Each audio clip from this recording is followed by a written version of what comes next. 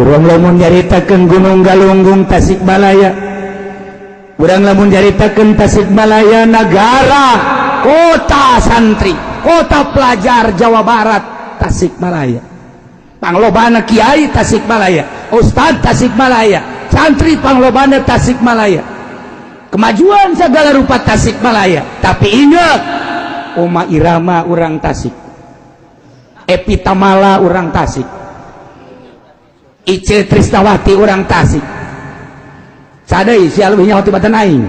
Hah? Tuh, aing pajarna mah ku urang luar menang aing be. Ieu lain nang jamaah goblok. Ayo di Tasikmalaya emang kumaha kitu timbul Tasik karena baju ya kos kitu. Karena baju ya kos kitu. Lamun kula nyaritakeun ye seluruh band-band Indonesia pangheulana nyaba ka Tasikmalaya.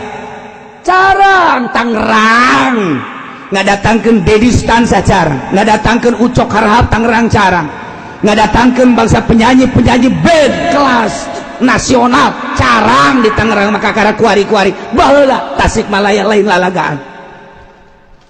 Di Tasikmalaya pangheulana mabok, Tasikmalaya pangheulana timbul segala rupa Tasikmalaya, kredit ala Tasikmalaya segala rupa aya. Di Tasikmalaya teh lain lalagaan urang nyaritakeun pondok pesantren modern maju Tasikmalaya, nyaritakeun pondok pesantren salaf nu jadi wali Tasikmalaya. Bahkan lamun urang nyaritakeun Syekh Khalil kitu nu kurang di jarahan teh Abdul Muhi pamijahan Tasikmalaya.